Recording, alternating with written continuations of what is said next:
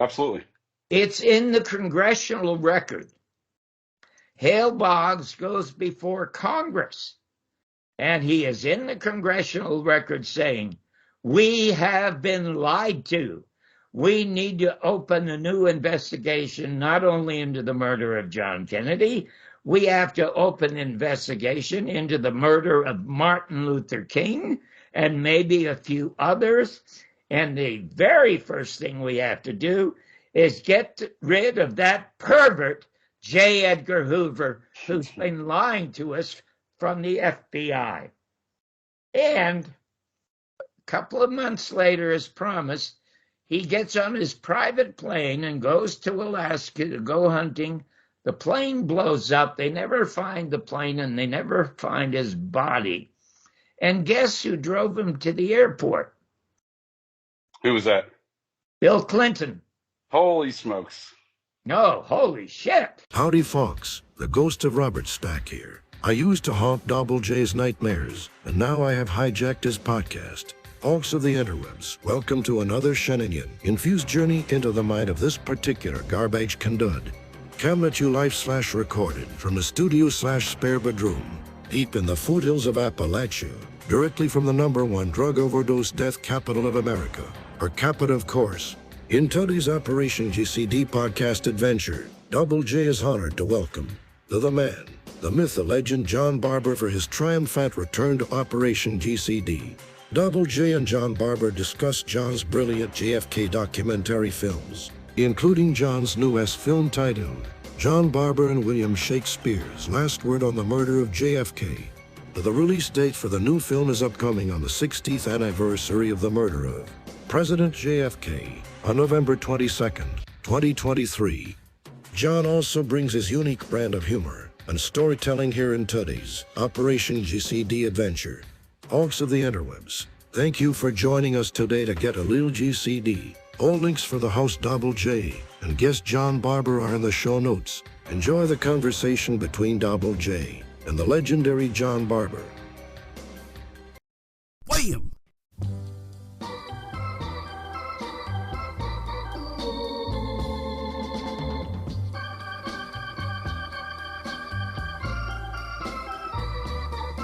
That's life. That's life. That's what all the people say. You're riding high in April, shot down in May. But I know I'm gonna change that tune when I'm back on top in June. I said that's life. That's life. And as funny as it may seem. Looks like we are good to go. All right. John Barbour, welcome, sir. Welcome back to Operation GCD. I am so delighted to be with you, JJ, and thank you so much for the re-invitation. I really enjoyed the last time, and I know I'll enjoy it more this time. Absolutely, sir. Thank you again for joining me, and got nothing but rave reviews from your stories on your last appearance here on Operation GCD. And I thoroughly enjoyed the stories you shared with us as well in your journey in making these wonderful documentaries you have documenting the JFK assassination, which will be the contents of our discussion today, the details of your films. However, to be quite honest with you, I thoroughly enjoyed, again, the stories you shared with us last time you were here, including most notably your Julio Quattro story. Thank you so much. Thank you. Absolutely. Thank you for sharing those. Those were great. And like I said, a lot of the Operation GCD audience thoroughly enjoyed your appearance and thoroughly enjoyed your stories. So thank you again. Well, I hate to do this, but I'm going to do it very, very quickly. My book is by far the best book ever written by anybody in show business. And that comes from a guy who's written 25 books on his own. And the Julio Quattro story and dozens of others are in this book. And you don't have to start at the beginning of the book or the end of the book. You know, it's a great Canadian rags to American riches story, but I was the first host of the Gong Show. So, Oh, yes. yeah, so if you're interested in how that happened and how I left it, you just go to the 5 pages of that and have yourself an absolutely terrific read and a great laugh. And there are dozens and dozens of those. So anyway, there you go. I hate plugging that, but it is a fantastic read. No, thank you for plugging. I'm glad you did. And thank you for sharing that book with me. I thoroughly enjoyed the read. It was not only, was it nice to read some of the stories you already shared. There were definitely some other very interesting stories you do tell in that book. It was a wonderful read. Well, thanks. So let's get started. You're an interesting man, John Barbour, and I greatly appreciate your time, and I greatly appreciate you writing these stories down for the for folks to share with other folks. It's an inspiring adventure you've had in your life, sir. Well, it's one of the questions that's always asked of me, because I lost 2 of the very best shows in America when I got involved accidentally with Mr. Garrison. Of course, one of them was the AM show, the first morning news show on the ABC station in Los Angeles. And the reason that came about, JJ, is because in 1970, when there was such a thing as a fairness doctrine, there were 20,000 Chicanos marching on ABC and on City Hall because they didn't feel they had representation either in television or in the government. And there was a fellow in Los Angeles named Mario Machado. And if you live in Los Angeles, you will know that name. By far, one of the best looking human beings ever. And he was Hispanic, and he was, oh my God, he was movie star handsome. And he saw me one day when I was working out material. I only work clean because I had to get on television. If I'm going to be the next Jack Barr, I have to have clean material. And I was at the Ice House with Steve Martin in Pasadena. And when I got finished and I got off stage, Mario comes up to me. Now, he's the most popular Hispanic in Los Angeles, the greatest announcer of everything in Los Angeles, does all kinds of news and commercials. And he grabs me, he says, "Hey, John, I just came from ABC, and there's a guy there named Brad Lockman, about 6'4" tall. And he says he's auditioning people to be the host of that show because they're going to get rid of the cartoons. Otherwise, ABC is going to lose their license if they don't turn that morning spot into a news show, a 90-minute news show, and you should go and audition." And I said, "Hey, Mario, you're the one they're going to want. I mean, you're everybody's ethnic, for God's sake. I'm this wasp." And he says, "The difference is, John, I can speak beautifully. I can read beautifully, but I can't think on my feet, or I can't think sitting down. That your act is all political. It's all funny. You have a lot of ad libs. So go over and audition." So I went over and auditioned. JJ, I beat out 40 very famous people. And the paradox is the week before that, I'm in Las Vegas as Robert Goulet's opening act and Bobby Darin's opening act at the Sands Hotel before they tear the thing down. And now the next week I'm interviewing Muhammad Ali and Jane Fonda. I mean, it was all so surreal. And my entire life has been like that, JJ. Everything magnificently wonderful that happened to me happened entirely by accident. So I love that. That's fantastic. And those are some of the names. I mean, some of the folks of the interwebs today, some of the younger generations may not immediately recognize the names of Robert Goulet or Bobby Darin, but those were some of the largest acts in Vegas at the time, right? Yes, they were, absolutely. And you know how not only has America changed. I mean, when I first came to Vegas to be a gambler when I was 17, before I was deported, I was deported twice. I was unemployed at 46.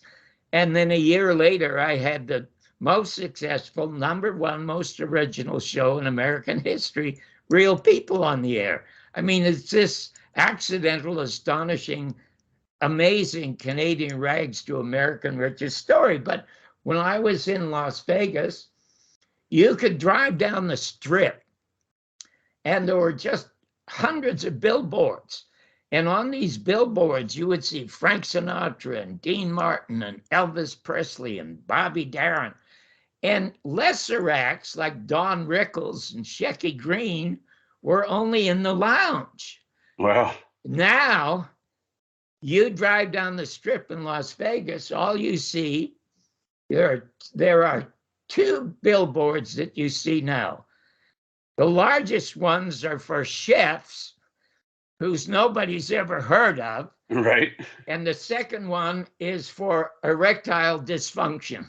So that is how much Las Vegas and America has changed in the last number of years. And it's getting worse and worse as we go along.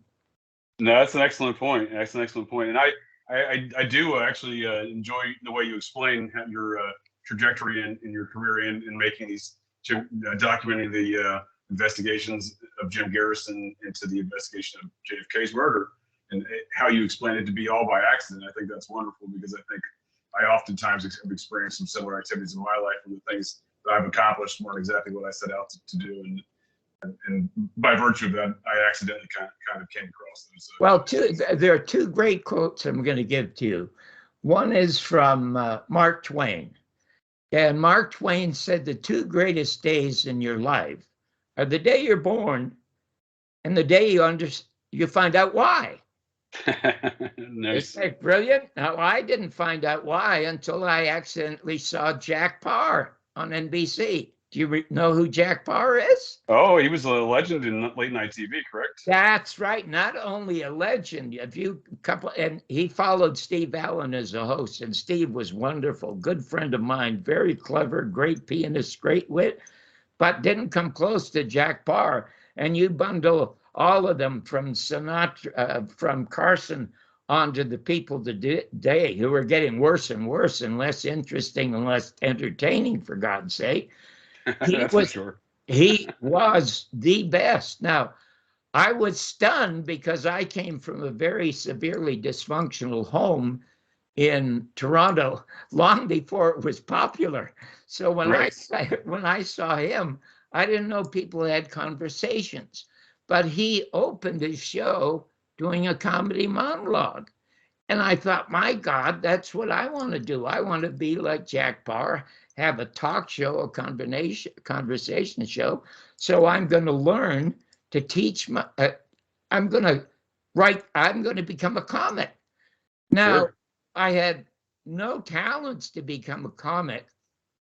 I could give you a couple of cute examples of how funny things came out of my mind without my ever knowing it. Because sometimes I have the feeling I'm channeling Sholem Aleichem or Mark Twain or William Shakespeare or Bob Hope even. Just funny things pop out that aren't planned. If you'd like, I could tell you those now, and then I could continue with Yeah, story. love to hear it. Okay. With no father at home, and my mother bringing in a bunch of strange men that she tried to convince me were my uncles. They came like grapes. They came in bunches to beat her and booze with her and in bed with her. And I was out on the streets when I was 6 years of age. And of course, being Canadian, I spent most of my time at a hockey rink, or I spent myself at a lot of time at the Manor Theater in Kingston Road, where for 5 cents, I could get a double feature. I was there all the time, falling in love with American movies. And the first one I really loved was Mr. Smith Goes to Washington. Oh, yeah, Jimmy Stewart. Jimmy Stewart. Oh, my God. Wonderful film. I want to be in that country, okay? And so in any event, I played a lot of hockey with 5 of my buddies, and we were all thieves, and we were all profane, and we were all gamblers, except one, a really nice kid named Don Lee. Don Lee never swore. He was just the sweetest kid I ever knew. We were all 12 years of age. I was so lonely. And as a gambler, I'm with all these people, and I'm the first one to lose and the last one to leave. And I think, I'm not here to make money. I'm here to make friends. But I don't want to have friends like this. I don't want to have friends like me. So I learned when I got out of jail one day, the library was across the street. So I got 2 books, Scarney on Dice and Scarney on Cards. I memorized them. And in 3 months, I won $700. And with that $700, I went out and I bought the blue suit that's here. Nice. And I snuck aboard a train on my way to Las Vegas, which I won't get into now. But in any event, I was so lonely that I went to Don Lee's house. He lived a block away from me in Scarborough Road, right across from the Baptist church. And I guess that's why his family moved there. My mother was in Buffalo with one of my uncles, okay? So I knock on the door and Mrs. Lee answers. And she said, "Oh, Johnny, how are you?" And I blurt out, "Will you adopt me?" And she said, "We can't adopt you." And I said, "What? I need to be adopted. I don't have a mother." She said, "Indeed, you have a mother and you have a father." And I said, "Listen, you come to my house and I'll show you that it's empty. My father's fighting Germans because my mother's too tough to fight. And my mother's off with one of my uncles that I don't even know. So please adopt me." And she said, "Johnny, I can't do that. But what I would like you to do, if you want to keep us company, would you like me to bring you to church every Sunday? Have you ever been to church?" And I said, "I don't know." She said, "You must have been. You were baptized, were you?" And I said, if it happened, I was just too young to remember. So she hands me a book. I said, "What's this?" She said, "It's a Bible." She said, "You come here next Sunday morning. The church is right across the street, and Donald and my husband and I will happily take you to that church." So I go home. Not only do I read it, JJ, I memorize it in a week, all the way from Genesis to Revelations. I mean, nice. I have that ability. I was able to do that with the gambling stuff too. Everything I read, if it has an emotional impact, it sticks with me. It's not that I have a great memory, but you remember everything that touches you emotionally. And everything seemed to touch me in those days. Anyway, we go to the church, and the minister has a really nice thing. And right after he has a minute's prayer of a group prayer to God, he then says, "Now we're going to have an individual prayer. You each will get a minute of silence to pray to God on your own, and he will listen to you." Of course, I pray that my father's going to be home. So after the service, Mrs. Lee said, "Well, let's go home and have some lunch." And I said, "No, I got to run home. My father's going to be there." So I run home and I open the door. "Dad, Dad, Dad." It's an echo. Mm-hmm. And this goes on for 3 weeks. And then I realized this stuff isn't working. But I so loved their company, I still kept going for 13 weeks. But on the 13th week, I gave up on it. And in the middle of the minute that I was supposed to have to pray to God, I thought, this isn't work. I get up and I walk outside, interrupting everybody in their prayers. The minister noticed me, and I go sit down on the concrete stairs. He comes out. The first thing he does is he puts his hands on me. I almost started to cry. It's the first time anybody ever touched me. And then he calls me son. Now tears are pouring down my face. Sure. And people have gathered around to watch what is going to happen here. They felt so sorry for me, obviously. And he said, "Are you okay, John?" And I said, "No, I'm not okay." And he said, "Why? What's wrong? Are you sick?" I said, "No, I'm not sick. It's just I can't do this anymore." And he said, "Can't do what?" I said, "I can't be praying to God anymore because it's not working." And then there's a long silence. And then he said, "You must understand God's will." JJ, I have no idea where it came from. I just blurted out, Father, I don't think I'm in his will. Everybody starts to laugh at this kid. Where did that come from? Right, right. So he says to me, you can see he's getting a little angry now. And he says, don't you let Satan take over your life. Please, he will destroy you. Now, again, I blurt out, you believe in Satan?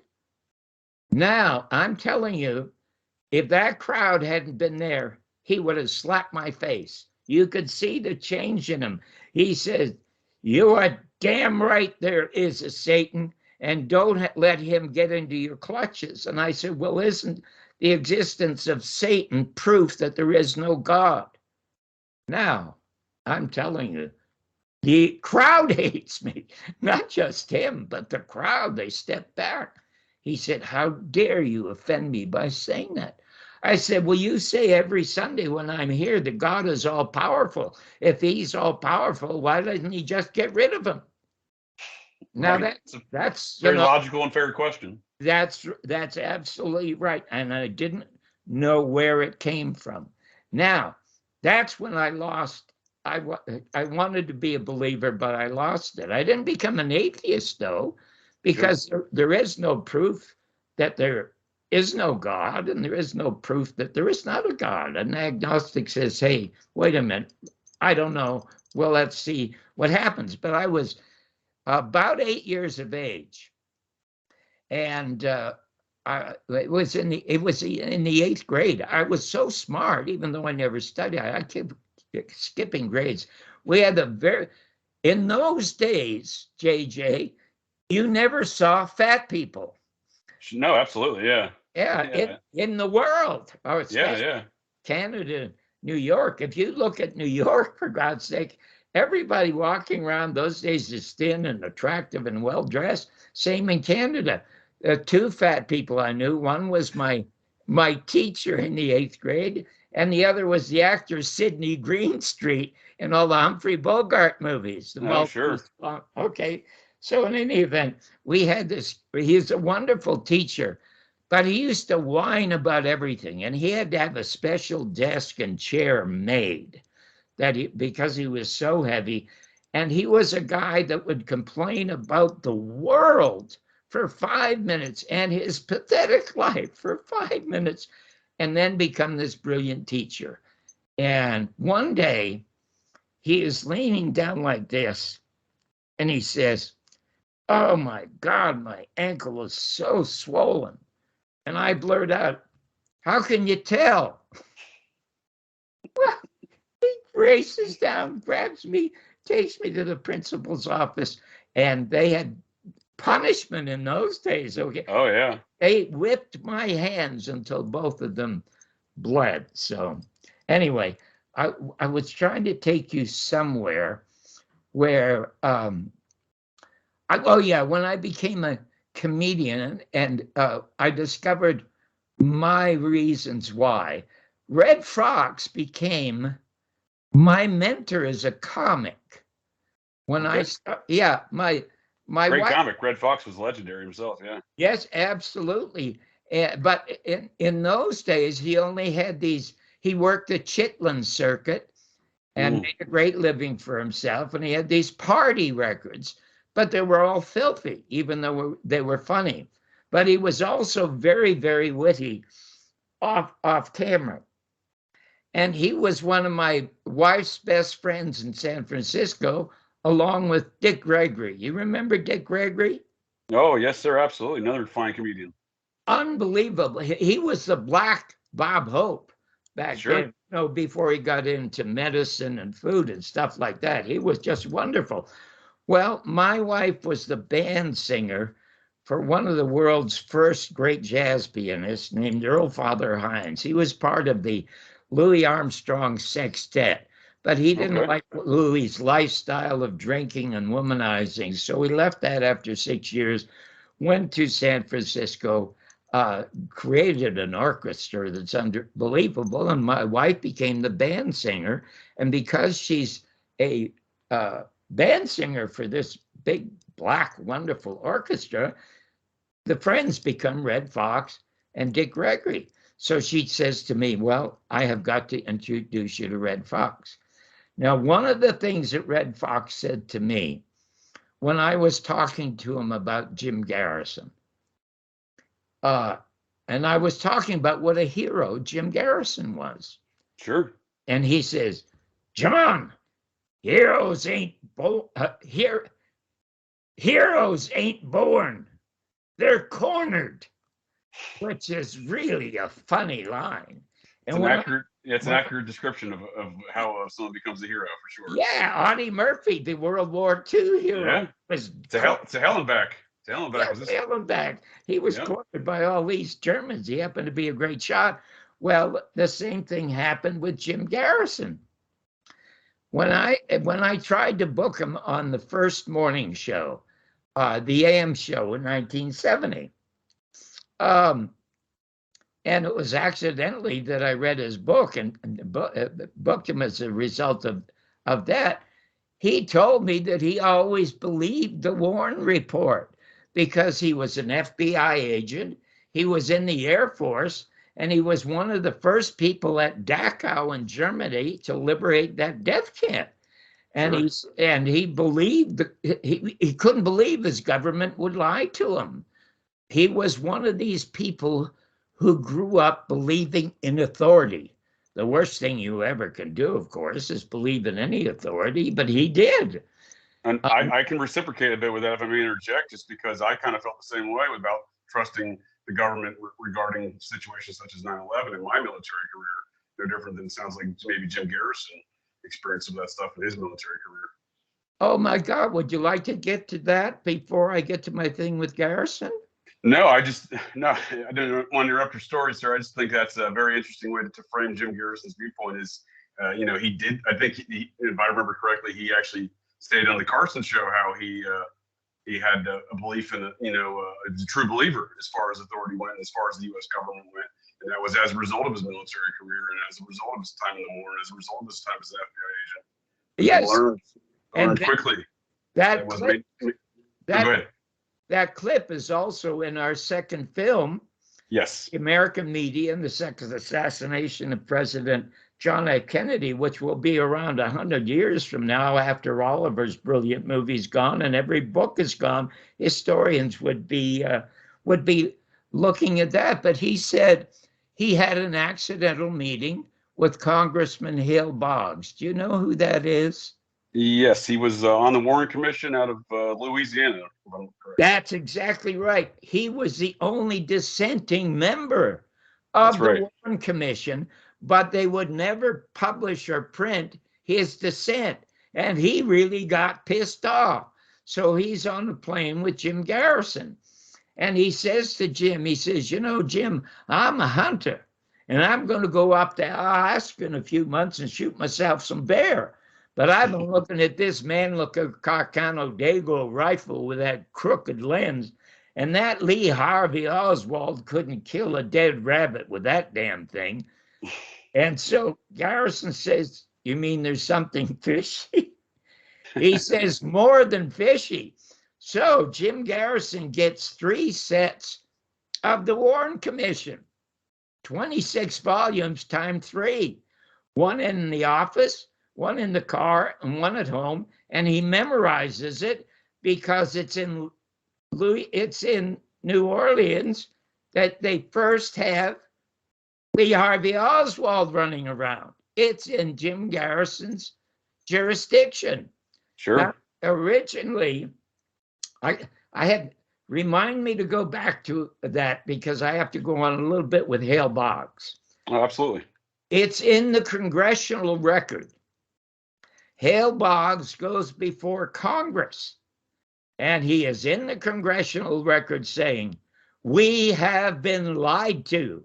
We need to open a new investigation, not only into the murder of John Kennedy, we have to open an investigation into the murder of Martin Luther King and maybe a few others. And the very first thing we have to do is get rid of that pervert J. Edgar Hoover, who's been lying to us from the FBI. And a couple of months later, as promised, he gets on his private plane and goes to Alaska to go hunting. The plane blows up. They never find the plane and they never find his body.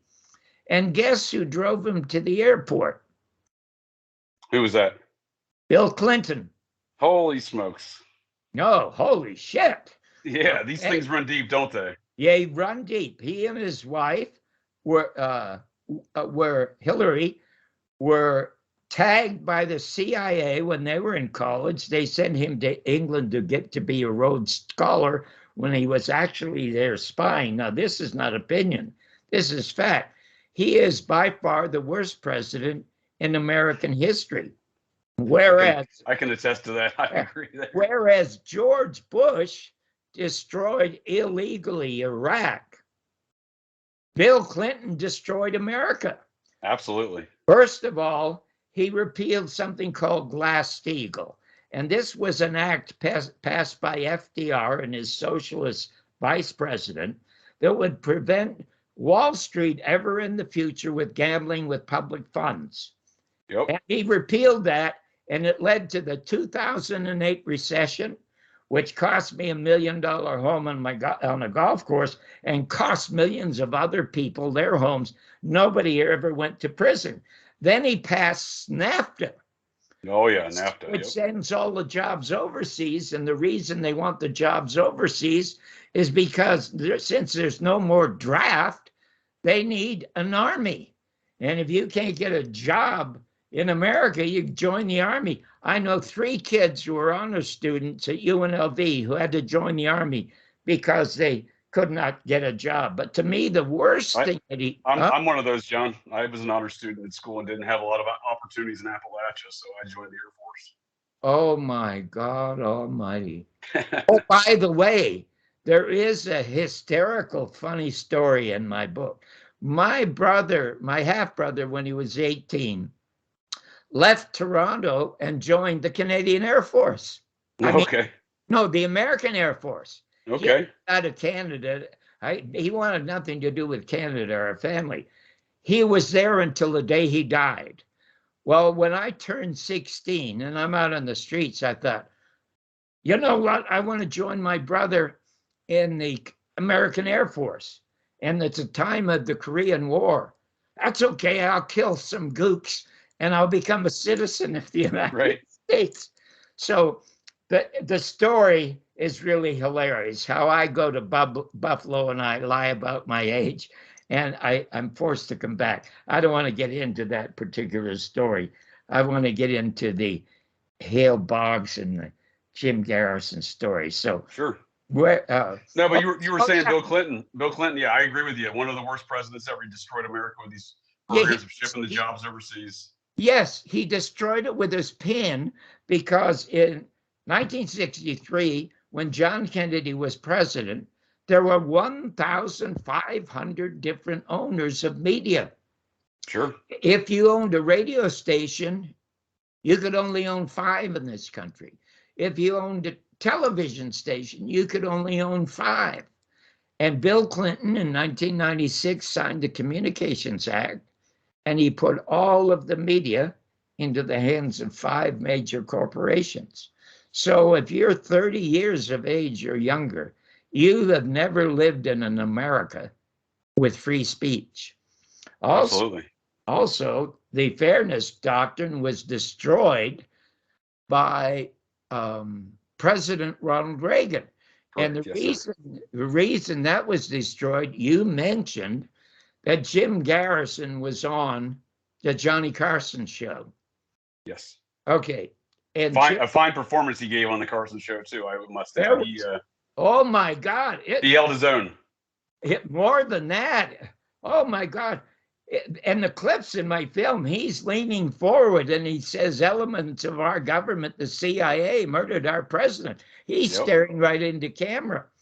And then Carson, who was coached by the CIA and FBI, was just out of his element. He had no intellect. He was a great comic, but he had no intellect. And he was a drunk and a drug user. I can attest to that. All the stories are also in my book. And so Carson says, well, why is that? And Jim Garrison says, because Lyndon Johnson said that none of the files will be released until the year 2037. And then Carson said, well, why did he do that? And Garrison says, why don't you ask him, Johnny? And the audience erupts in applause. Oh, yeah. But he only got on that show by accident because Mort Saul, who was John Kennedy's favorite comic, and later gave up his career to help Jim Garrison as an investigator, was on the show one night. And Johnny asked him what he was doing. And I said, working for Garrison. Why don't you have him on the show? Well, it was an eruption of applause because everybody doubted something. They felt something was wrong, that they were lied to, okay? Sure. And so Carson reluctantly had him on. And Now, Mort Saul was a brilliant comedian, if I may interject there, John. He was another brilliant man, brilliant comedian that I think is not really well known in our modern, younger generations today may not know. oh, yes. As a matter of fact, one of the great jokes that he had, he gave to Bob Hope. Okay. And it was when Sputnik went up, which was in the 50s. Yeah. Sure. Okay, and he's just starting as a comic, and This is the first Russian satellite in space, right? yeah, the first Russian satellite in space. And he said, well, Sputnik being up there proves that the Russian German scientists are better than our German scientists, which is a great line. And he gave it to Bob Hope. And Bob Hope, yeah, a great. I love comedians. I mean, because sometimes they're the only people in the world that can tell the truth. Okay. Yeah, and if I may add a Mort Saul bit that I really enjoy that I perhaps you're familiar with, and folks with Interwebs I think should go look up, is and I don't recall which show this was on. This was in the late 60s, I believe, maybe mid 60s, 65 or so. Mort Saul's trying to describe American politics, in a comedic fashion by drawing it out on a chalkboard. And he's doing the left, the center, and the right of politics, and kind of giving examples for each category. And then at one point he says this is the American Communist Party, 1,500 of which, 1,500 members, 1,400 of which, or 1,499 of which are FBI agents. Yeah, it's brilliant. It's on Channel 11, where I ended up working as a critic, and I was thrilled to be there because Mort did a show every week about Jim Garrison until they finally canceled them Excellent. to shut him up. I mean, I loved him. And there's also a great story about my first album was called It's Tough to Be White. and Dick Gregory did the liner notes. And Mort Saul also wanted to do the liner notes, but I don't want to get into the reason why he did not do them. But it's in the book. Great story in the book. And if I can say another Mort Saul thing I just enjoyed, giving an example of his brilliance. Even it was in the 90s.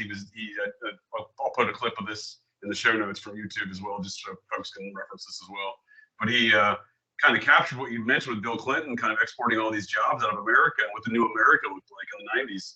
He's walking around Los Angeles giving a tour of like shopping centers and saying, this is the new America, and here's the movie studios now owned by the Japanese, Sony. Yeah. I loved Mort. That was a great. I think that encapsulates what you mentioned with Bill Clinton there, as far as how he. Yeah. Now to get to the business of how Jim Garrison ended up on late night television, when Garrison was going to originally arrest Clay Shaw, because in the middle of a severe rainstorm, he's going to originally arrest David Ferry. Sure. And in the middle of a severe rainstorm, David Ferry goes to Galveston, and he's a pilot, and he makes some phone calls, and it's raining and everything. So Jim moves to arrest him, and they find him dead. And they find 2 suicide notes. How does somebody write? So he arrests Clay Shaw, And he said, well, I needed to arrest Clay Shaw because he was obviously Lee Harvey Oswald's manager, and I had to arrest him before I found 2 or 3 more suicide notes. Right. So he. Garrison always seemed to have some good humor when dealing with Oh these very my dark God! subjects. Oh my God! Yes, he never lost that great sardonic sense of humor. And in the second film, God, I hope I remember what I want to get back to. It is Dan Rather and Walter Cronkite who are unable, as hard as they try on CBS, to destroy Jim Garrison. And Sure. CBS was the one network identified by Jim Garrison as the one network that knew that John Kennedy would be shot when he got to Dallas. I mean, it's just brilliant. How he finds out this stuff is so simple. It's simple CSI, Sherlock Holmes detective work that the Warren Commission tried to stop. I mean, if you want to know anything and everything about the murder of John Kennedy and how Jim solved it, it's the American media and the second assassination of President John F. Kennedy. Anyway, he arrests Shaw. And what they find in his house, which you see on camera, is the most disturbing, sadomasochistic, homosexual stuff you ever saw. In other words, Clay Shaw was not just a prominent socialite in Dallas and a prominent businessman. He was underground, this real deviant pervert. And Jim Garrison says to his investigators, you say nothing to the media about this because his lifestyle has nothing to do with his conspiracy case to be Oswald handler and involved in the murder of John Kennedy. So they said absolutely nothing because he knew. Now, he's arrested, he arrests Shaw in 1969. And like everybody in America, I believe the government when they say he's a kook and all that. But being a street kid, JJ, I say, hold it a second. If he has nothing, why don't they get out of his way and let him fall on his ass in court? Sure. They did everything to prevent him from getting into court for 2 years. Then he gets into court on January 29th, 1969. Serendipity, the birthday of my magnificent son, Christopher. Okay, nice. Yeah, who is now one of the co-executive producers of Criminal Minds. So wow, that's an excellent show. Yeah, well, he just loves what his father was doing with Jim Garrison. I mean, just loves it.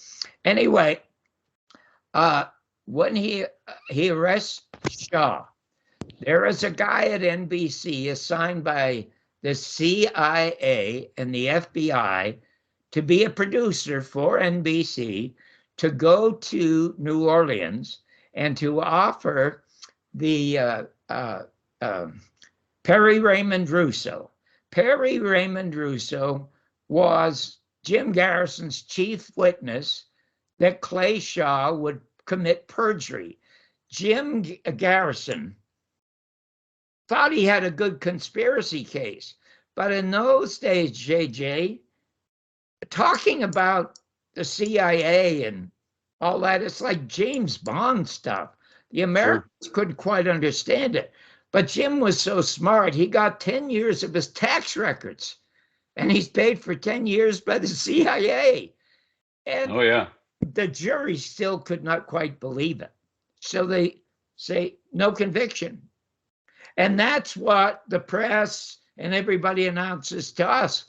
Garrison has lost the case. Yeah, he failed. In 8 minutes, he gets a conviction for perjury because Clay Shaw claims that he doesn't know David Ferrie or Lee Harvey Oswald or Jack Ruby.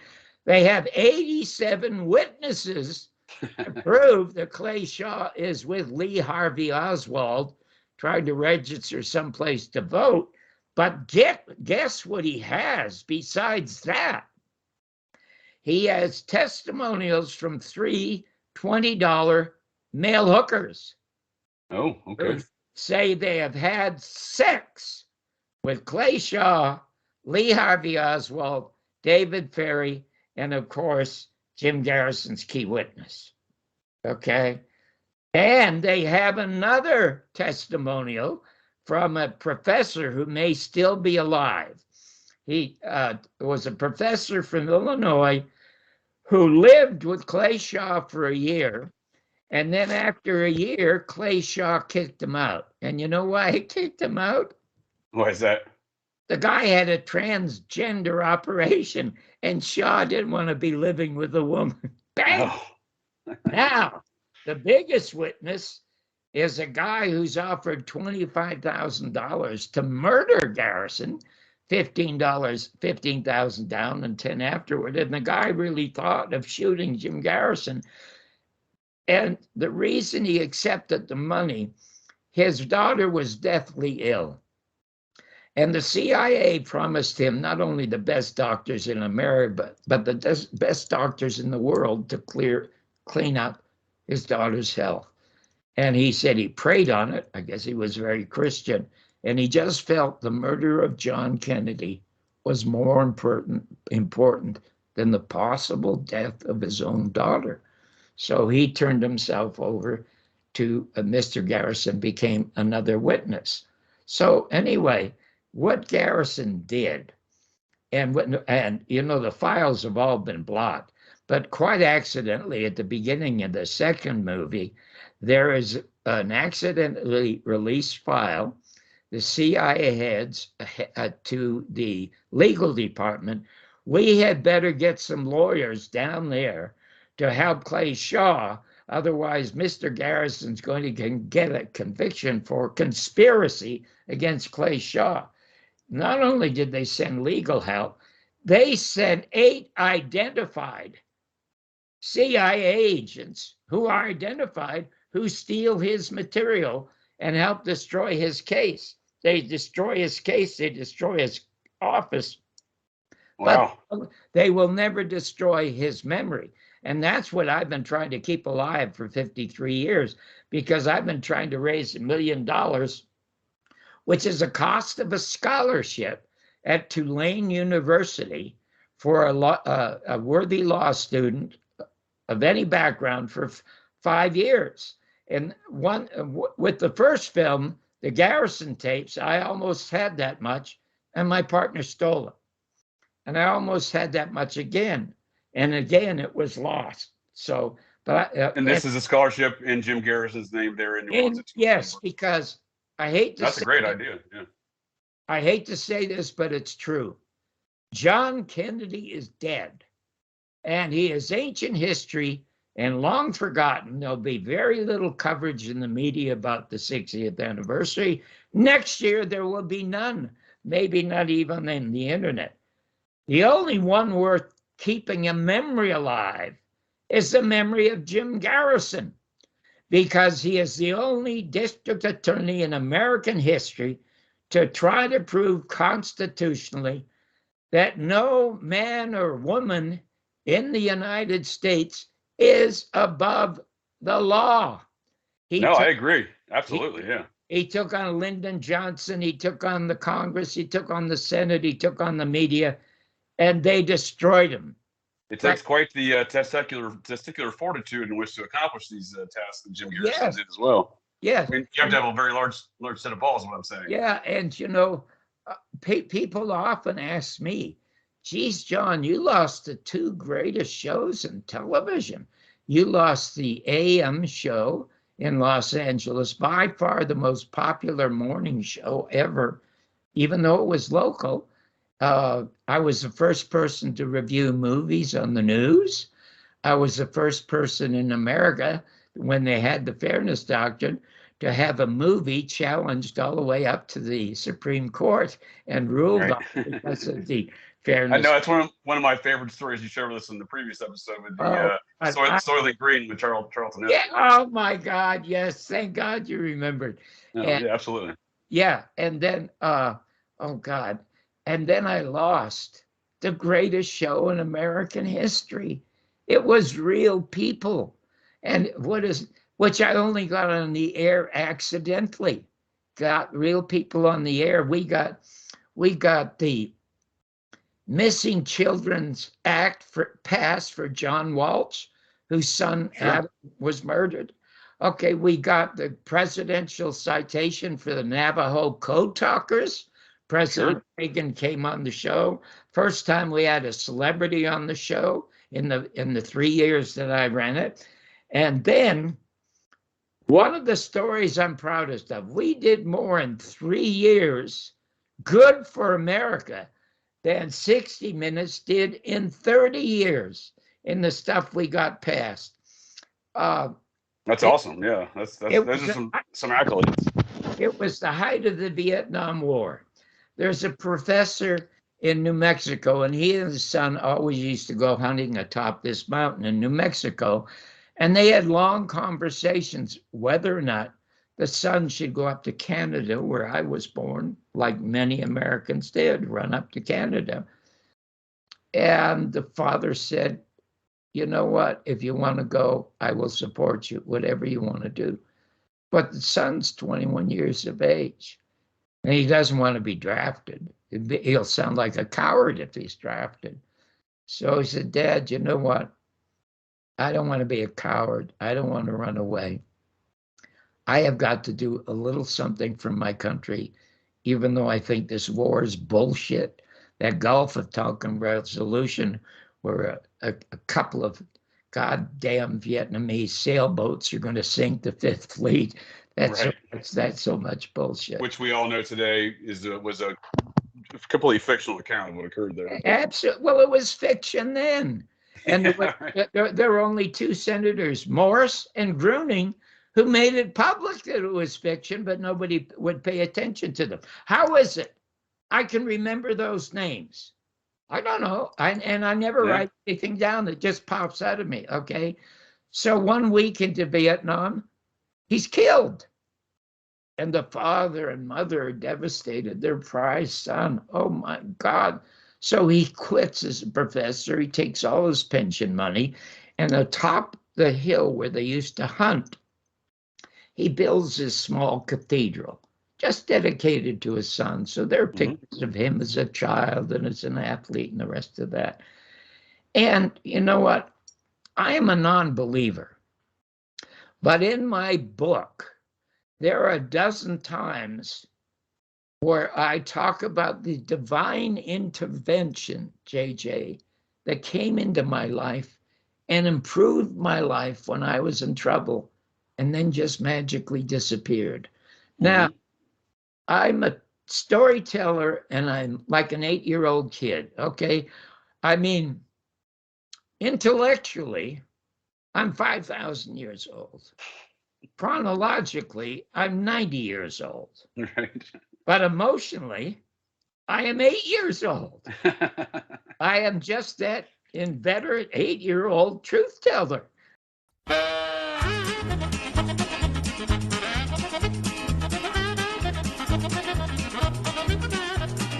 Who's suppressing all of this information? On whose order? I'll tell you who's suppressing it. The federal government is suppressing it. Who in the federal government?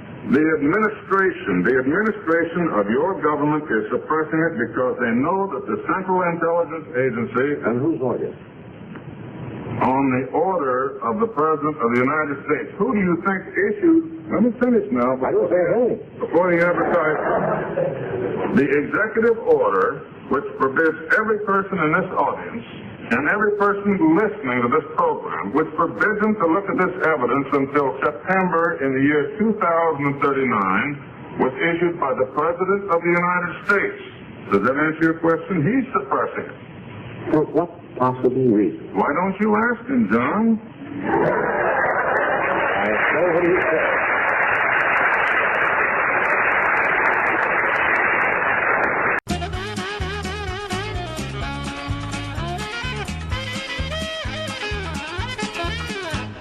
Sure. There's an ancient Persian proverb that says, if you're going to tell the truth, you better have one foot in the stirrup. So I put 2 feet in the stirrup since I was 8, and I tell the truth. And I like it. when people ask me, how could you possibly, I was making $30,000 a week when I was fired off of Real People for trying to tell Jim Garrison's real story. And Which people would probably be closer to $100,000 a week at, in modern money with inflation. oh right? my God, yeah, it'd be up there with Matthew Perry's money. There you Okay. go. So, but in any event, people ask me, how could you have done that? And I said, listen, Jim Garrison told me he was cornered by the truth. There you go. And he couldn't live with what he learned. Because one of the questions I asked him at the end of the first documentary, would you do it again? And he had a lot of doubts about it, as you could well know if you see that documentary. And that's the JFK files, or the yes, the Garrison files. the Garrison files. You apologize. And in my case, as a storyteller, when I'm a kid and I'm listening to radio, and all the radio shows were American shows, Fibber McGee and Molly, Bob Hope, Bing Crosby, The Hermit's Cave, all of these things, Ozzie and Harriet, they're all American shows. So I fall in love with America. I fall in love with American movies. So I am saved by listening to stories as a kid. But now, as an adult, I'm saved by telling the stories. I like that, yeah. Kind of stories which I told successfully on Real People. And now, meeting Jim Garrison, I have accidentally bumped into the greatest story in American history.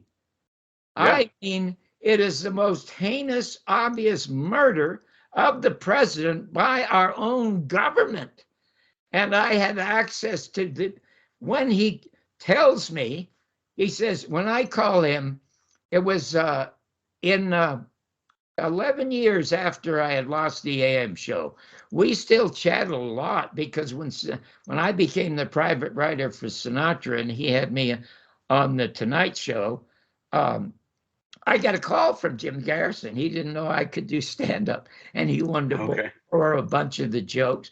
And one of my jokes was about Watergate may being something that would put America on the brink of democracy. So he wanted that and a few others. But then we talked about the guys at Watergate involved with the murder, and then we spent 20 minutes talking about Shakespeare. And he loved it. I mean, Hamlet, he was quoting all over the place. And in his book, Heritage of Stone, all the headings are right out of Hamlet. So that's my third documentary is called What It Is, It Is. Now, there's something else about Garrison, two things that people do not know. One is in order to protect Clay Shaw.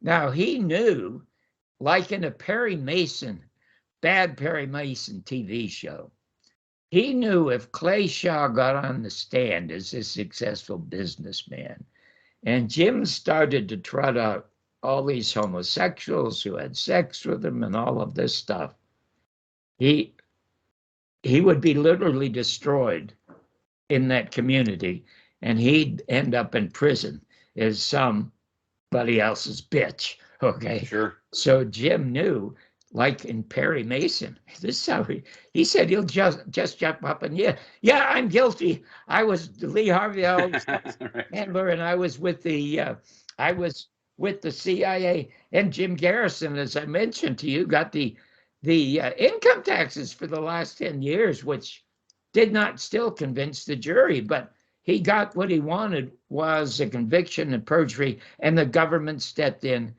and stopped it. But two things about Jim. In order to protect Clay Shaw, he first went to a grand jury. And after he went to a grand jury, he gathered 3 prominent judges in Louisiana.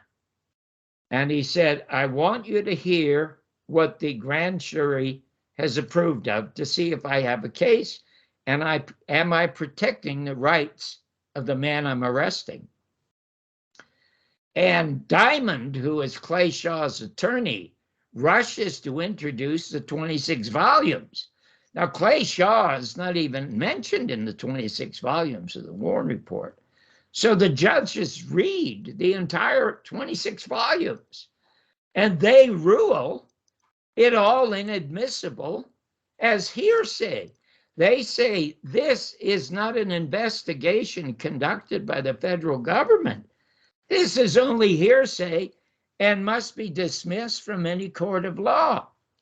Now, had the New York Times or the Washington Post or Time Magazine or Newsweek and any reporter worth his salt told America what these judges said about the Warren Commission being hearsay, there'd be 12.5 skeletons hanging from lampposts in New York and in Washington for the complicity to murder the President of the United States. And as a matter of fact, George Bush Sr. is seen in our film after Iran-Contra.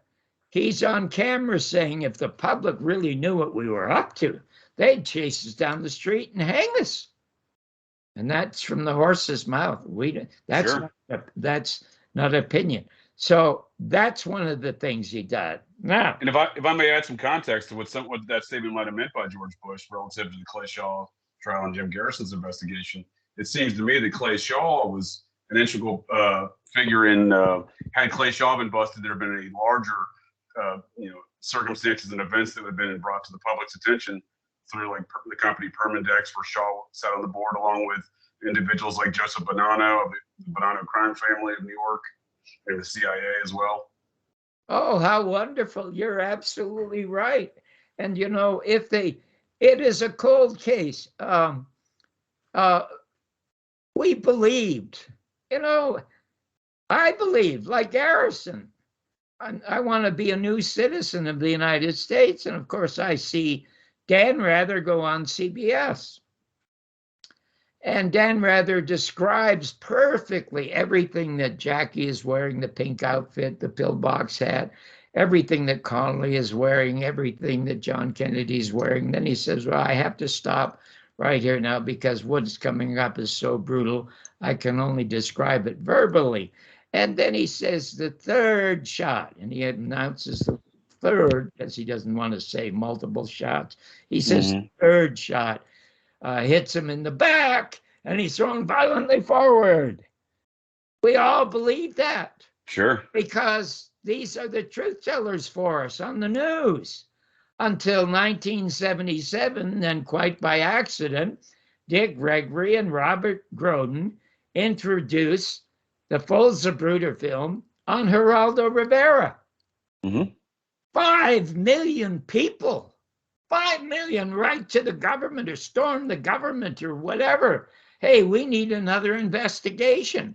So they set up the Second House Select Committee, and the first guy they appoint who said he would solve the case in minutes is a guy named Richard Sprague out of Philadelphia, tough Philadelphia lawyer, put a lot of criminals, mafiosa, even Congress people in jail. He hires 6 people, and he said, I'm not hiring anybody from the CIA or the FBI. They're going to be the ones I'm investigating. And guess what? Do you remember the church hearings in the 70s?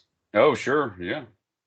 Tell the audience about them, or I will. No, it was, from my understanding, it was the investigation into these activities that led to the assassination, or led to the second investigation by Congress into the assassination of JFK. And what it led to and what it revealed are 400 names of CIA assets in the Senate, in the Congress, and in the media.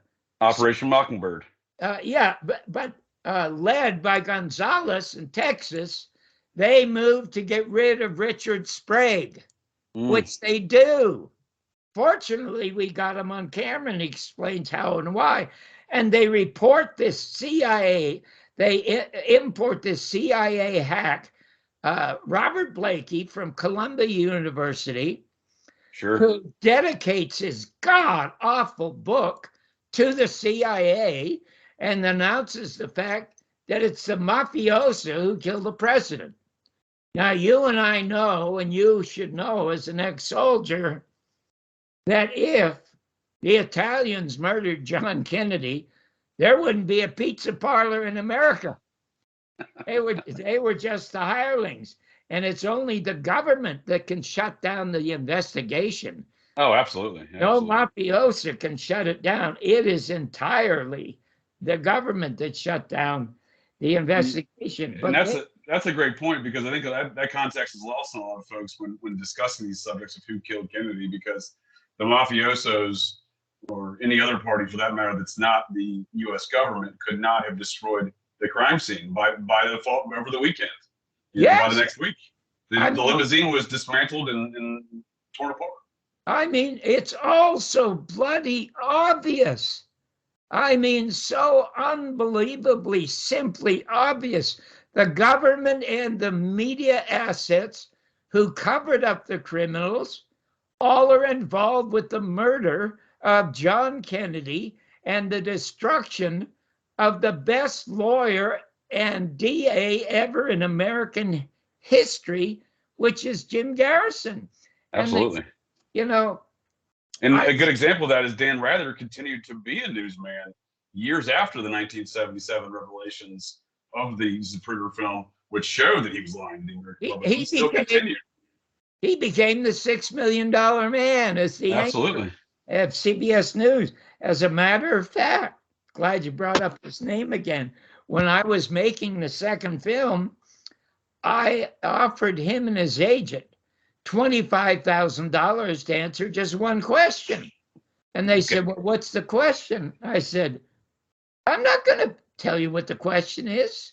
He show up here and I will ask the question. Now, he can either answer it or walk out or do whatever, and I'll give you $15,000 in advance. And even if he walks out, the world will know what I'm talking about. Oh, so you offered him the same deal the CIA offered the hitman to kill Garrison 10 later. That's interesting. Maybe that's a figure that stuck in my mind. Can you imagine what the question was? What video did he watch? That's like the Bill Hick great joke. Right. Right. Oh my God. We'll have to tell the audience that. Anyway, he's an ordinary street reporter. Now, you'd think this great news story would be turned over to Uncle Walter Cronkite. Sure. It's turned over to this street reporter, Dan Rather. And the question was going to be, who sat with you in the office when you looked at the Zapruder film and they told you you had to lie to the American people the same way Lyndon Johnson told Earl Warren, heading the Warren Commission, you have to lie to the American people, otherwise there'll be war with Russia. Bunch of bullshit, but sure. Anyway. That's a good question. That would have been a good question to hear Dan Rather's response to. He wouldn't, of course, he turned it. He must have guessed what it was. But that was my last $25,000. Honest to God, it was my last $25,000, but I needed it in order to finish the story. But I still went ahead and did the documentary anyway, because I was trying to raise money for the scholarship for Jim Garrison. Now, to the business of character. To me, the things I find most appealing in people are first, maybe not first, but intelligence, a sense of humor, talent, and character. Mm-hmm. And JJ, character trumps them all. Sure. You don't have to have intelligence or talent, but if you have character, trumps them all. Jim Garrison not only had all four, but had the greatest character of any human being I ever met. Jim, after losing his bid, he never had to raise money and run for the office of DA. He was just voted in all the time because people loved him. He was so independent. Sure. But when he lost, because he was sued by the federal government. When he got his job back as DA again, he said, "I'm not giving up." And neither did the federal government. So the only way they could stop him was accuse him of income tax evasion and fraud and all that. So he spent months, defending himself. And then he lost to Harry Connick. The Senior, right? Yeah, senior, the singer's son.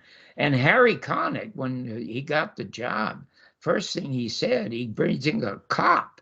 And he said, "You get over to Garrison's office and you destroy all those files." So the cop goes over there and he's getting ready to destroy all these files, starts reading them. He said, "Holy shit, I can't do that. I can't do that. I don't care what my boss says." So he saved those boxes. I have 67 of those boxes. Oh, wow. And the Central Intelligence Agency has 67 of those boxes. And they are the boxes that Jefferson Morley has been trying to get. And he has sued a couple of times. He never wanted the CIA files in the beginning, 10 years ago. He only wanted the Garrison files. Now, the CIA files are supposed to be released in the year 2037. But now, as of last week, the CIA says they're never going to release them, and Biden has washed his hands of them, which is so pathetic.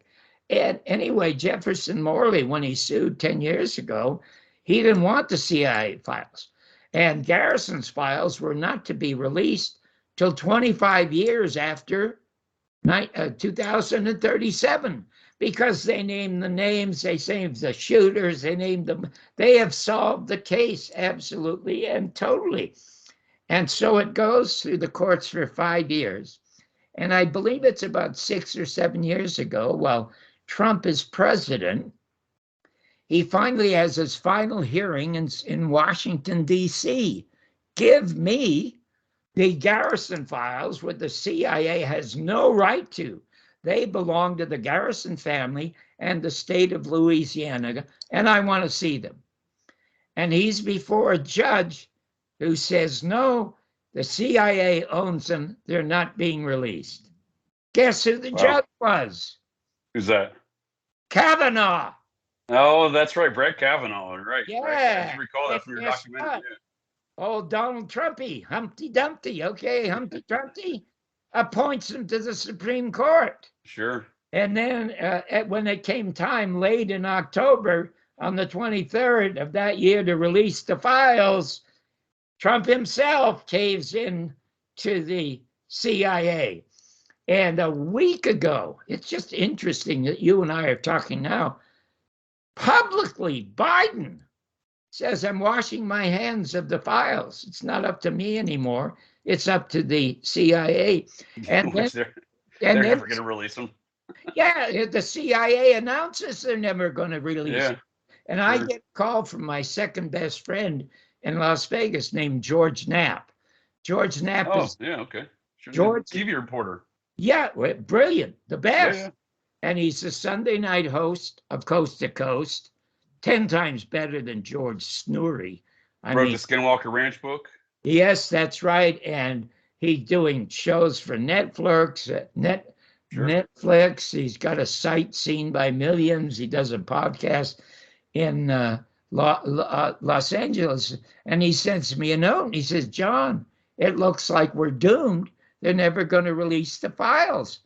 And I said, "We're not doomed. It's a cold case at the Justice Department, because what happened is before Blakey could fully say the mafia did it, they accidentally find a dictabelt of a motorcycle officer named H.B. McLean. The dictabelt left open as he's driving through Dealey Plaza. And it records more than 4 shots. Sure. So they have to conclude a conspiracy. Which is the official government's investigation. Yeah. That is their... Okay, so remind me to get to the character thing about Garrison. Absolutely. Okay, so there is Sam Giancana, 1 week before he's to testify before the House Select Committee.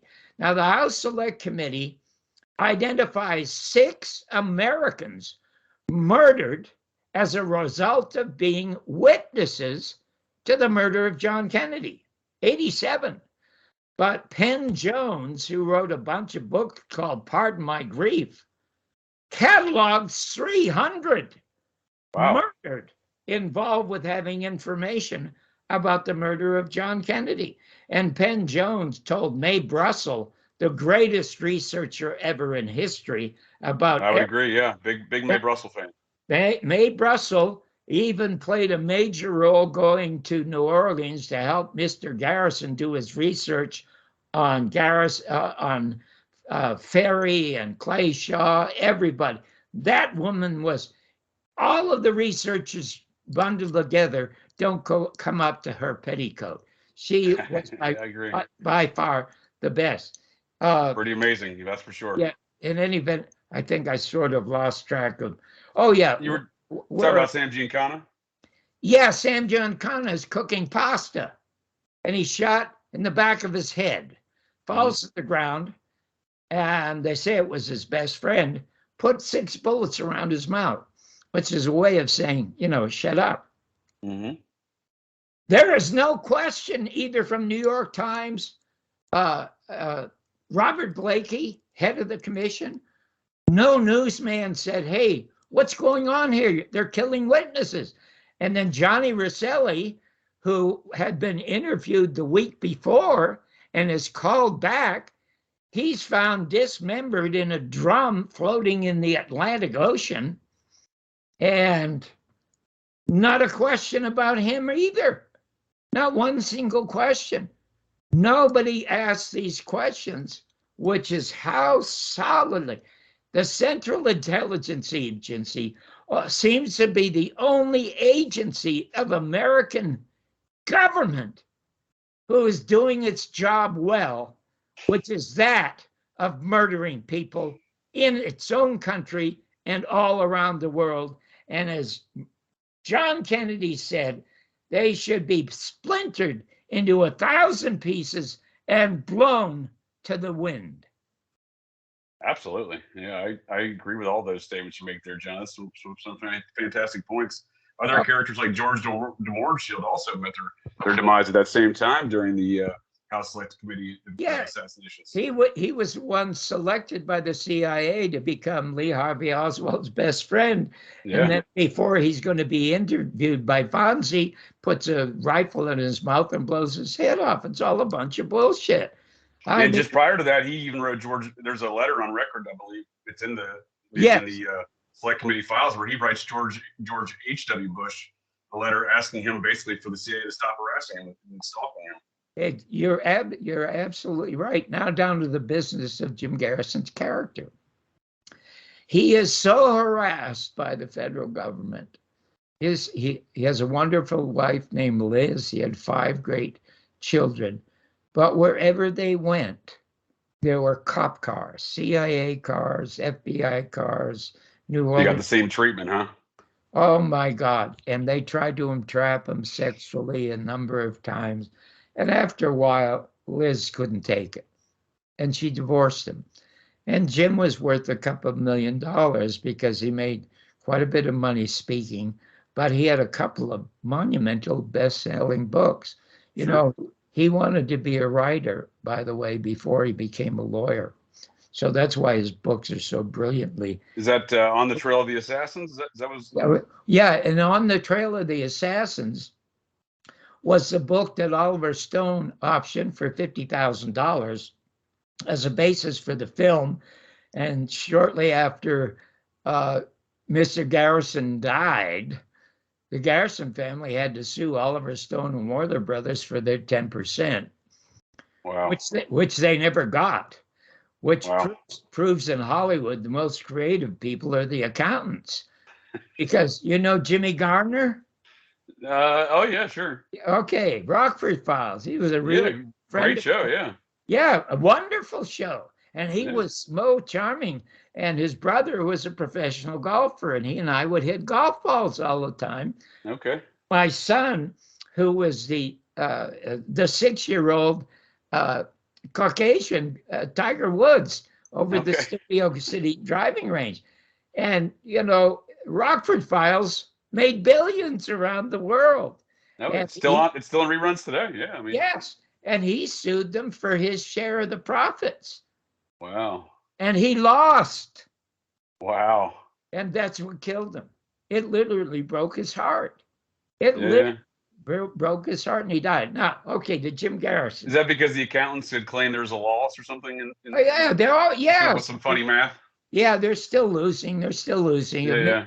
They're losing $1 million a day or some such bullshit. Right.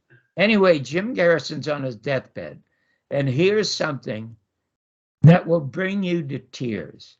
I suggest to all of you go to johnbarbersworld.com.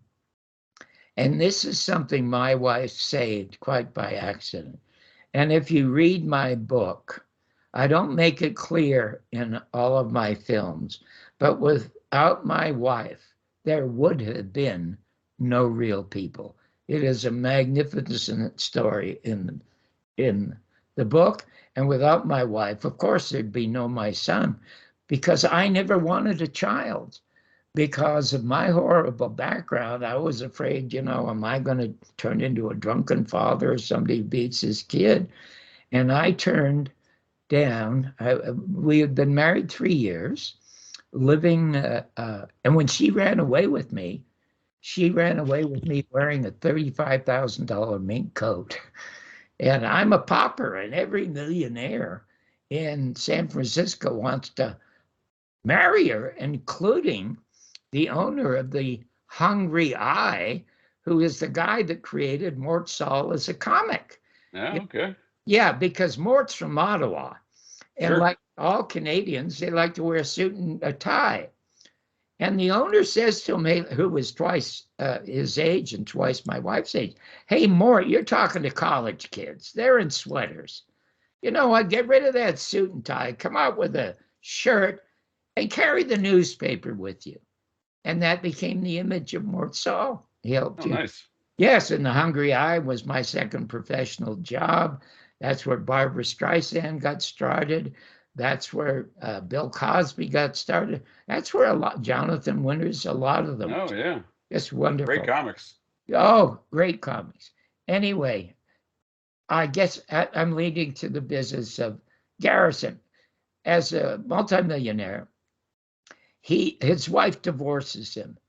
And being lonely after a while, she marries a guy who spends all her money. Oh, yeah, no, okay. I started to say, go to my site. Which I'll put the link in the show notes. Okay, go to my site, www.johnbarbersworld.com. It was about a month and a half ago when I started making my new movie.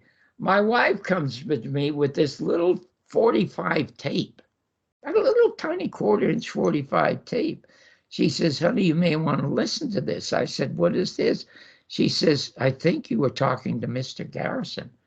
I said, "Well, when's this from?" She said, "Well, it was back in 1992. I said, "Honey, that's going to be blank." She said, "Well, listen and see." It's not blank. And what it is Jim Garrison on his deathbed calling me the day before I'm leaving to go to New Orleans to start to interview his family and his staff about the first film, The Garrison Tapes. I can't remember it at all. And I said, "Well, how come you have it?" Because we didn't have cell phones at the time. She said, "Yeah, but we had phones with answering machines. And when he called and I heard his voice on it, I just pushed record." Oh, okay. And I've been carrying it for 45 years. Wow. But you go and you listen to that, JJ, tears will pour out of your eyes and down your face. We have lost such a magnificent man who could be that wonderful, even on his deathbed, about his wishes for America. Anyway, so his wife is broke. Jim's an atheist, out and out atheist, but his best friend is a minister. That's how broad-minded he is. Sure. And he calls his 5 kids, especially Elizabeth. Elizabeth was a spokesperson for him while he was on the deathbed. And he says, get the kids here, the rest of the kids here, get my buddy here, and have him bring a marriage license. So she says, what for? Just do as your father says. In this very weak voice. So Liz shows up and comes in the door, and she says, oh my God, Jim.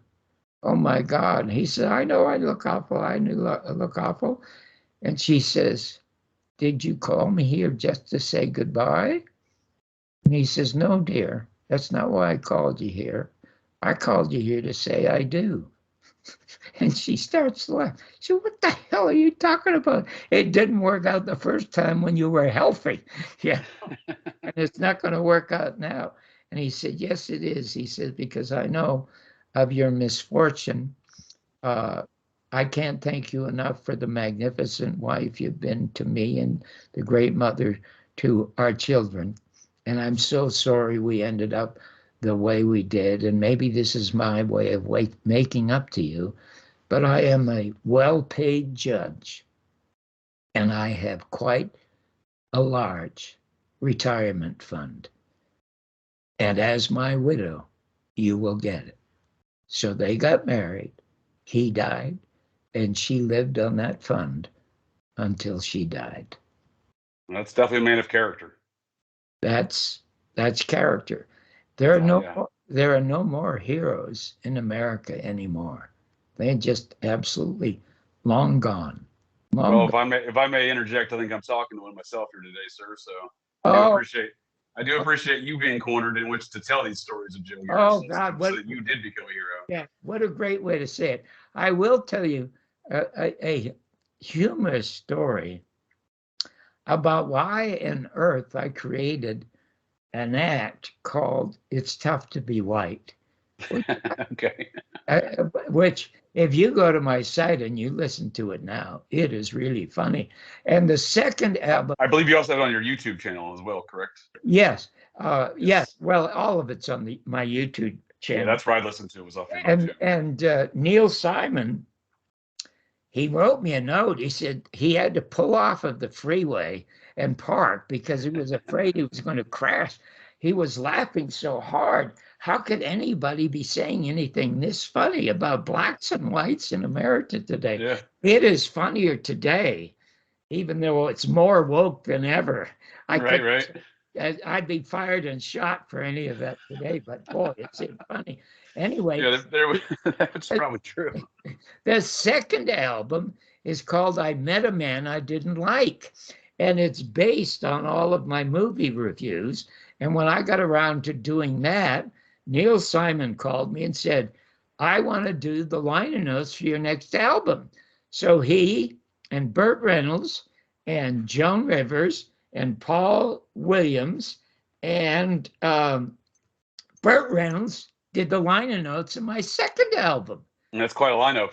Oh, yeah. And I had the very first piece done ever about America's illegal war in Vietnam, which is hilarious. Even to this day, it is funny. Now, okay, here's the background story. Does the name David Susskind mean anything to you at all? Was he a producer? Yes, David Susskind was the most successful producer of movies in television. David Susskind got a contract from MGM to produce all of the classic MGM movies as television movies. And okay. David Susskind, I would watch Jack Parr for entertainment and sometimes information, but I never missed David Susskind for intellect. I mean, he'd have all types on. I mean, even if it was William Buckley or Gore Vidal, but I mean, people who could talk, who had a wit, who had intelligence, and he had it himself. Anyway, at the time, the most famous Clarence Darrow in America was a drunk in San Francisco named Jake Ehrlich. And Jake Ehrlich became the lawyer for a black man and a Jew who were sentenced to death row for murders they did not commit. The black man was sentenced to about 12 years. The Jew was sentenced to 27 years. Anyway, Jake Ehrlich gets them off. And David Susskind was very passionately liberal. And he has them all on the show. And of course, before Jake goes on the show, he visits his bartender, as is evident from the way he talks on the show. So they had this great, interesting conversation about how both of them are arrested and there are fake convictions and fake witnesses and all the rest of it, and the work that Jake went through to get them freed. Now, it is David Susskind and the two men themselves talking about the case. And Jake Ehrlich is just in the corners, kind of waving around and nodding his head about all the facts that he hears. And then finally, David Susskind says to him, he says, Jake, how is it? How is it that this man, and he points to the black man, could be arrested in this country and everything so falsified that he is convicted for murder and serves 12 or 13 years and barely escapes the death penalty? How is it possible? Ignoring the Jew who's in jail for 27 years. He's focusing on the black, okay? And Jake leans forward. He says, well, David, just look at him. Look at how black he is. Isn't he one of the blackest guys you've ever seen? And David puts up his hand like that. Jake, just get to the point, will you? He says, well, David, you must realize that in this country, when they arrest a black man, he doesn't stand a Chinaman's chance. I fell off my chair. Jesus. And I was the only one laughing. Doesn't anybody get this, for God's sake? So I sat down, and in 20 minutes, I wrote the greatest comedy album.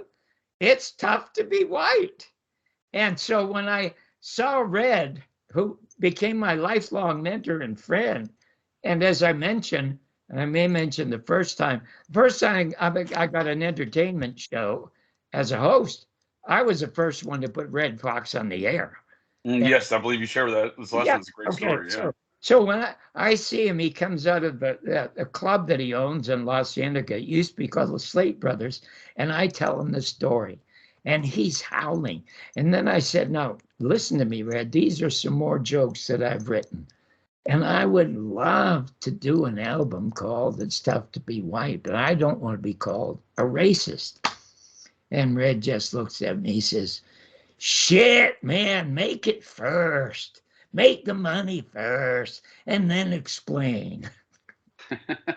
So he set it up at Pacific Jazz, where I made the album, and my wife set it up where Dick Gregory did the liner notes, and it went out there.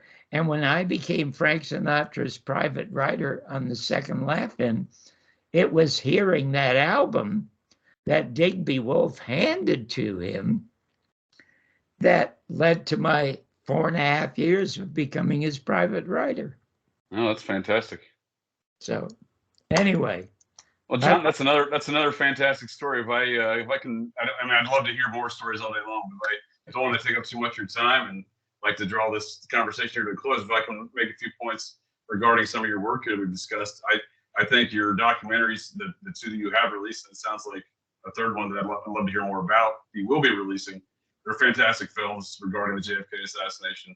The mere fact you got to sit down with Jim Garrison and the Garrison tapes, you know, and record actual from the man who did the investigation and get him on camera. That's anyone who wants to know anything about the JFK assassination. That's a fantastic resource, hearing Jim Garrison. Well, you know what the sad thing to me is?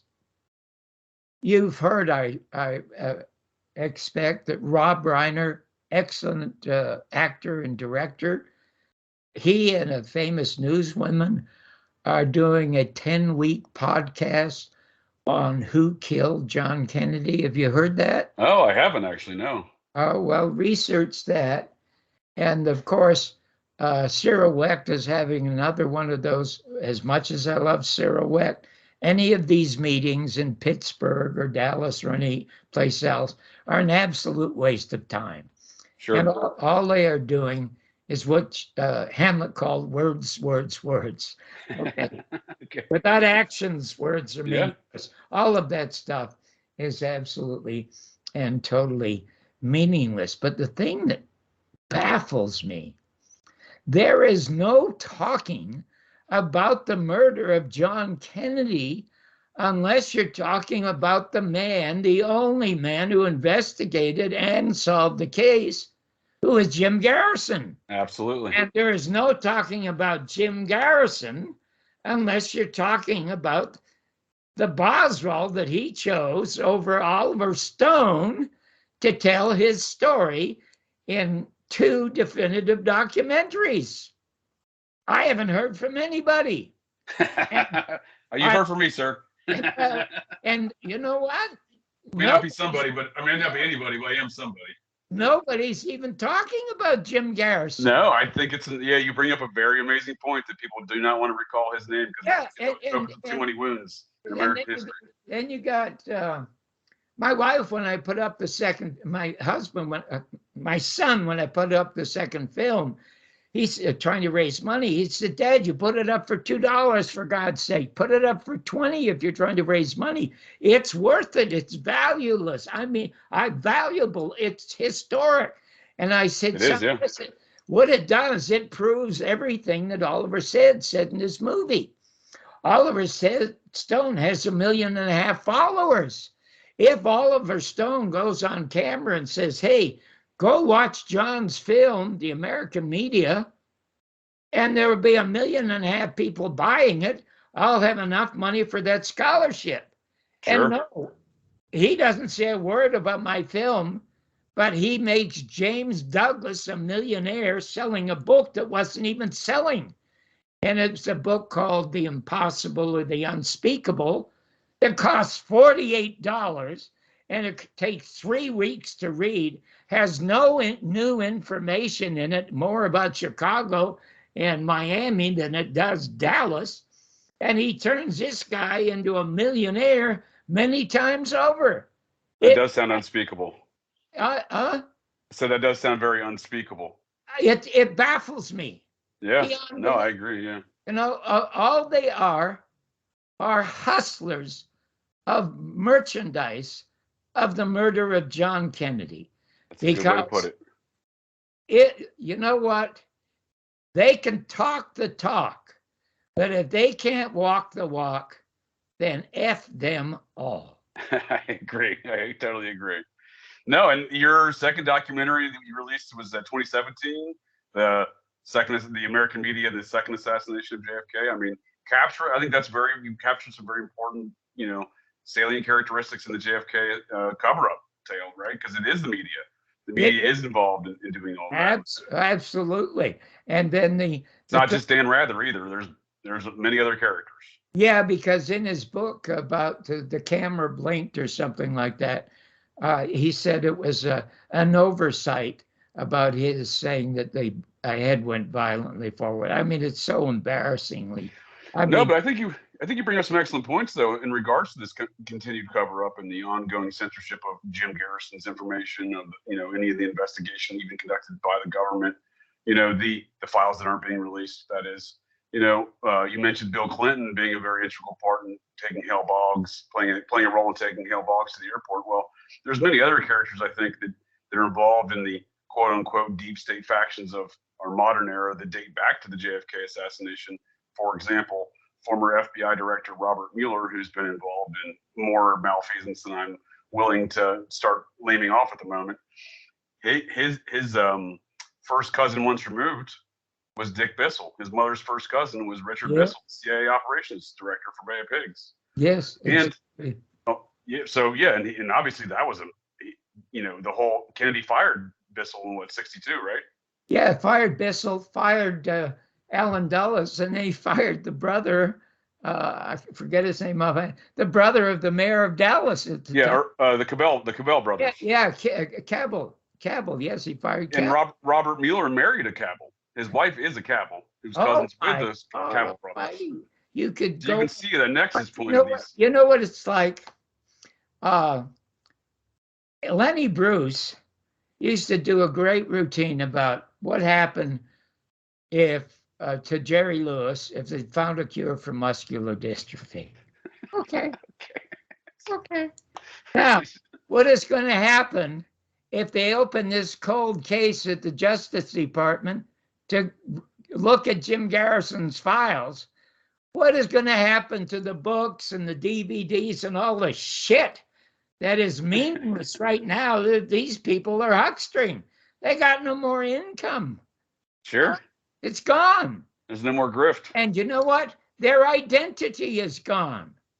Sure. Because the leading researchers that I know of, and I don't even want to mention their names, I mentioned 6 or 8 in the third film, John Barbour's and William Shakespeare's Last Word on the Murder of JFK, which opens on the 22nd at the Town Center 5 Theater in Encino. But on the 25th, which is a Saturday, I will be going down there to meet and greet everyone for the 3 screenings that I'm down there. But that's fantastic.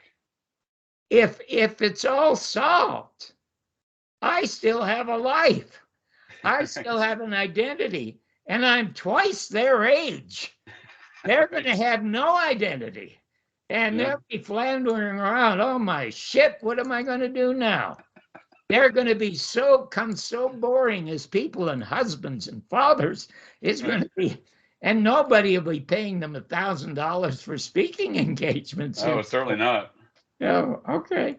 They may have to pay other people to go speak in places, but Yeah. that would occur. Anyway, I cannot thank you enough, JJ. You are the second to last interview. I'm going to do one more on Monday night, and that's it for interviews. I've done so many. And I think after the movie plays, I may put it up on Amazon as a companion piece to the second film.